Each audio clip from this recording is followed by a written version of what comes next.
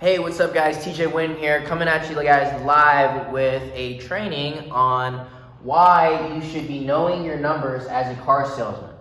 This is one of the most important aspects of being able to know and predict exactly how much money you are going to be able to make every single month. And because you guys are in a commission sales position, you know, you guys have a lot of variances within your guys' month. So, and then you guys wonder, oh man, why was last month so bad?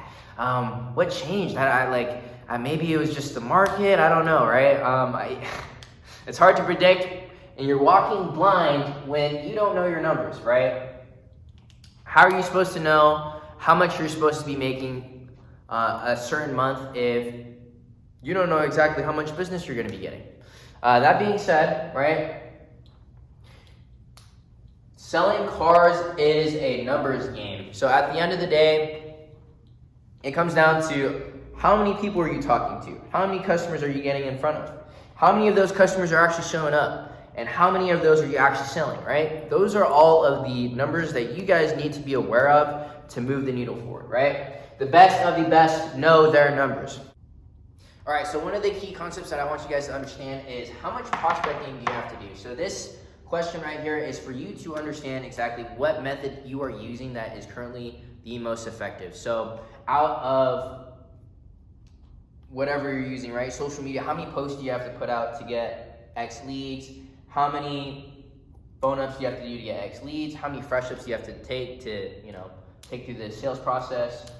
Just to get a good gauge for exactly what's working best for you, so you can utilize it, double down on it, and use what's working best for you, right?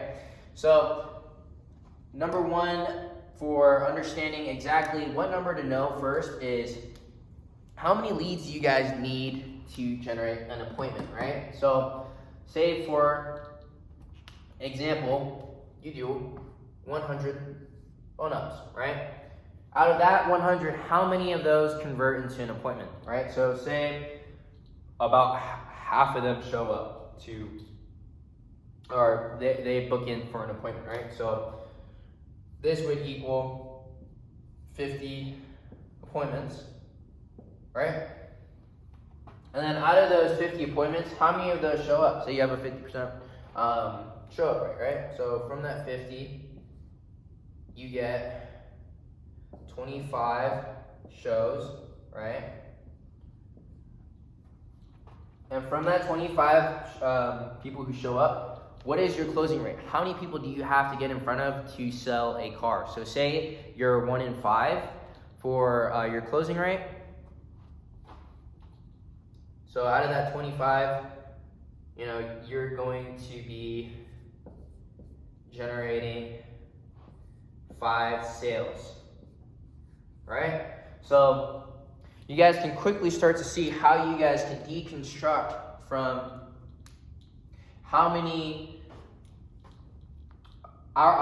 much prospecting you have to do, right? So in this case, you're doing 100 phone ups, and how many of those leads are turning into booked appointments, right?